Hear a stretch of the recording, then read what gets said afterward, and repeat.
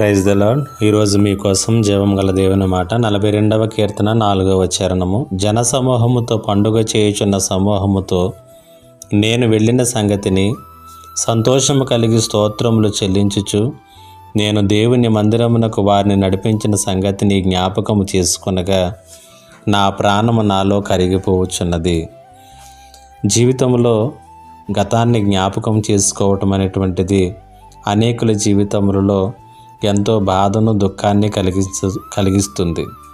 42వ కీర్తనలో కోరాహు కుమారులు కూడా వారి గత జీవితం అంతటినీ కూడా జ్ఞాపకం చేసుకున్నప్పుడు వారి ప్రాణము వారిలో కరిగిపోయింది అని తెలియచేస్తున్నాడు.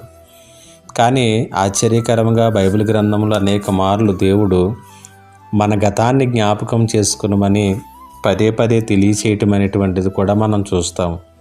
కారణం ఏంటంటే మనము గతాన్ని జ్ఞాపకం చేసుకుని దిగులుకు, చింతకు, ఆవేదనకు గురి కావాలని కాదు, కానీ ఆ గతం నుండి నేర్చుకుని భవిష్యత్తులో ఆ గతంలోని పొరపాట్లు మరలా పునరావృతం కాకుండా చూసుకోవటానికి. ఈ మాటలు వింటున్నటువంటి నీవు ఈ సత్యాన్ని గ్రహించాలని నేను ఆశపడుతూ ఉన్నాను.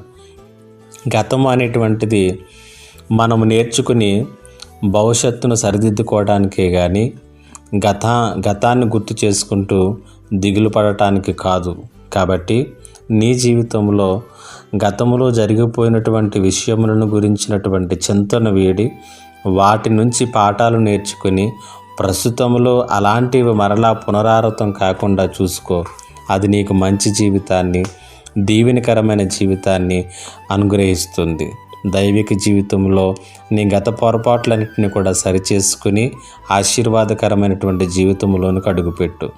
దేవుడి ఈ మాటల చేత మిమ్మల్ని ప్రోత్సహించునుగాక. ఆమేన్. ప్రార్థన. మా దేవా, నీకు వందనాలు, స్తుతులు, స్తోత్రాలు.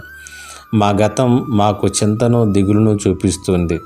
కానీ మీరు చెప్పిన విధానంలో ఆ గతము నుండి నేర్చుకుని ప్రస్తుతంలో ఆనందంగా బ్రతికేటటువంటి కృపను మాకు దయచేయమని యేసు నామములో అడిగి వేడుకొనుచున్నాను తండ్రి. ఆమేన్.